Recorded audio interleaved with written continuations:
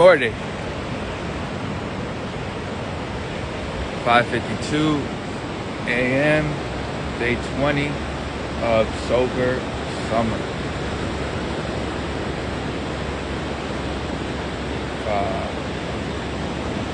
If I would have gone out last night and drinking like I usually have, I wouldn't be able to enjoy this beautiful morning. It's kind of hazy, but it feels so good out here. The ocean smells good.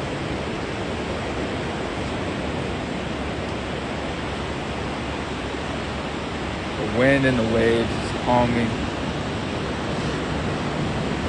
Versus being hungover, can't fucking breathe, need water, starving for some fatty foods that are just gonna put me behind my goals. I used to wake up like that all the time, almost every day, man.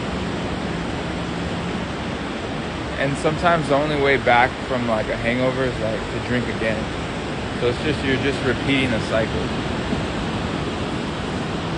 So I'm glad that I don't want to do that with myself anymore. I'm just get to enjoy the beauties of life.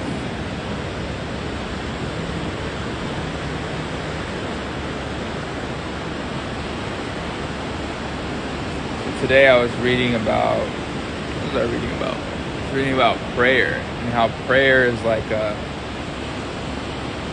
another way to train your subconscious. So if you're not religious, you could just see it as positive self-talk. But if you are religious and you have a faith and you pray on something, that's you creating a vision of you overcoming the obstacle. Or say you pray for strength, right? You envision yourself with that strength. You envision yourself overcoming whatever trial you're going through. So I thought that was interesting because positive self-talk and prayer are the same thing.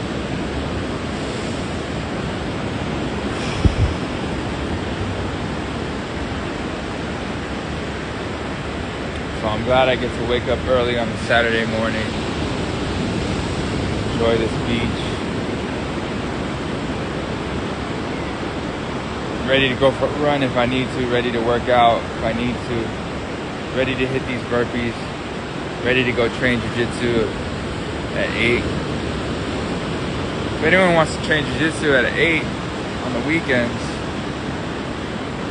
you know, we open up the gym, we do some rounds, sometimes we do some tech, but mostly it's just for the rounds, camaraderie.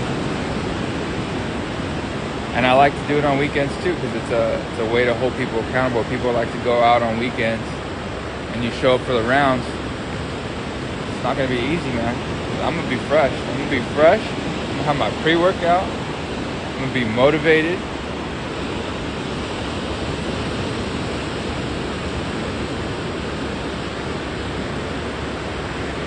And so are my homies.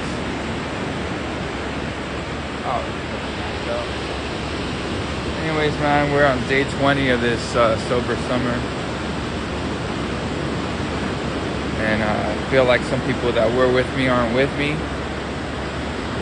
And that's unfortunate, but we're still going to keep it going because we want to be motivation for those people.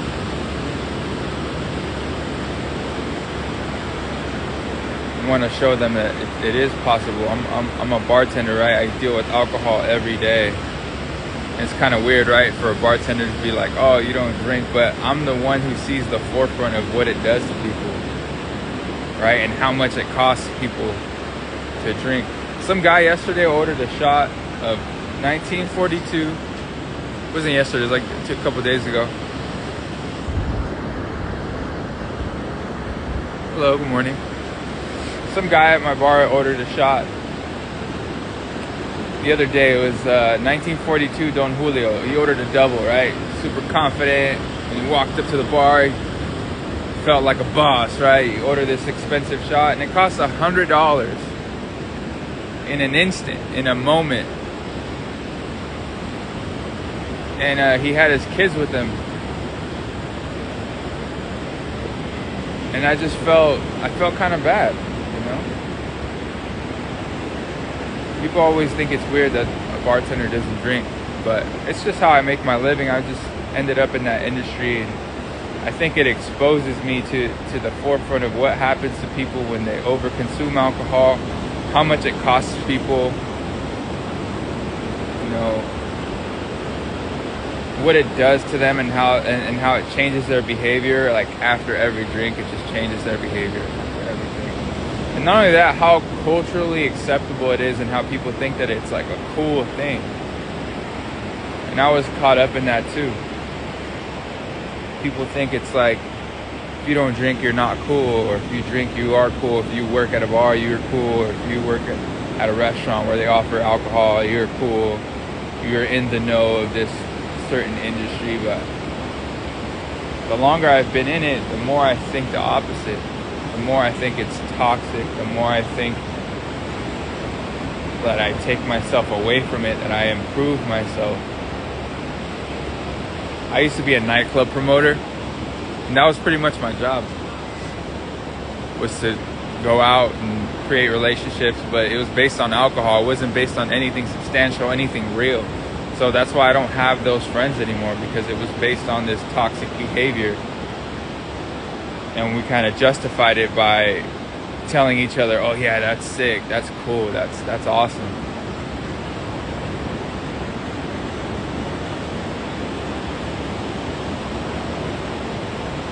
And I'm just glad I'm not there anymore, because for years I was just wasting my potential, wasting my money. Well, it wasn't a waste, because it brought me to a point where I realized I don't need any of it.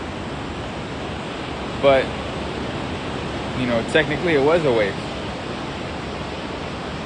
It was an error that I see that I am now benefiting from.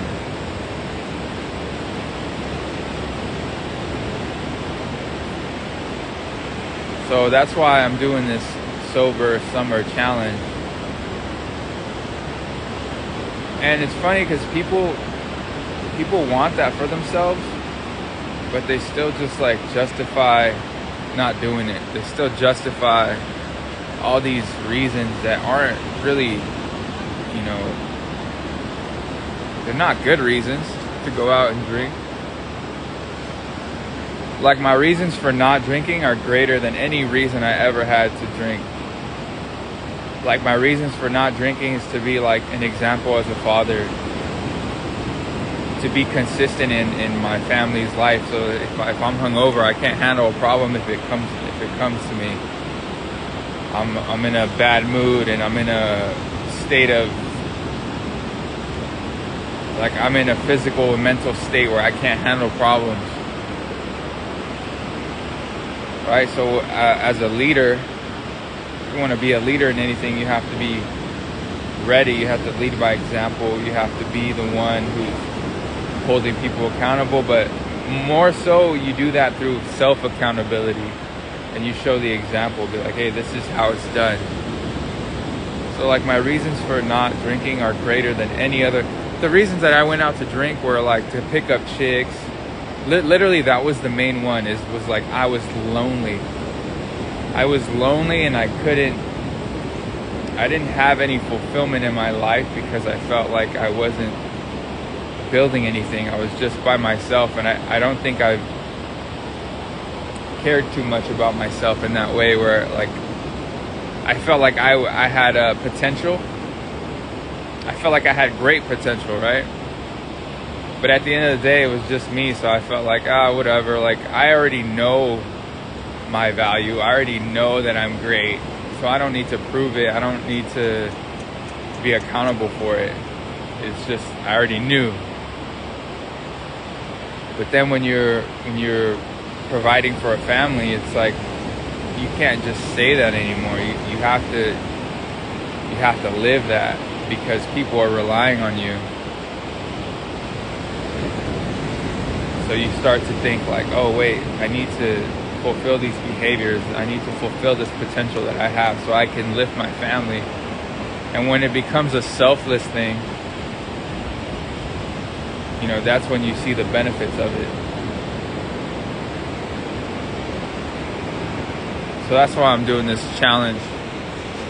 It's to help those around me who are or were in the same spot that I was, like thinking that alcohol is cool, and that it's like if you're in the know with this world of alcohol and clubs and bars, that you're kind of cool. And that doesn't make you cool. What makes you cool is like hard work, loyalty, respect, authenticity. All those things make you cool. So I'm just here as a reminder that, you know, just because you work somewhere or you're involved in something that society thinks is cool, you really got to reflect on that and see where it's taking you in your life. I remember having a training from this sommelier, this person who's like an expert on wine, right? And I saw him, and I saw his skin, and I saw his teeth, and I saw his demeanor and his arrogance. And I looked at this guy, and I'm like, this guy's a fucking bitch. Like, I'll slap this guy right now. Like, he thinks he's cool because he knows different grapes. And I get it, it's a job. I get it. I understand if you want to make a living that way, that's fine. But for me, what I got from it was like, I don't want to be like this guy. Like, this guy's teeth is like rotting away. His skin is fucking, he looks like a prune. And he just had this arrogance, like, yeah, I go out for a living. Like, that was what he was bragging about, was I go out for a living. And he wasn't trying to teach, he was trying to like belittle people. Right? When you have somebody that's trying to belittle people, it shows their insecurity more than anything. And if somebody's trying to hold you accountable and teach you, know that that person cares about you. Know that that person sees better in you and wants better for you. And a lot of people just get upset. Anyways, sober summer, day 20. I'm still out here. These guys are over here building a, cool little setup for the beach day. Got people running on the beach. You see people walking their dogs. This is what you miss out on in the morning if you are drunk and fucked up and have to sleep in, have to recover.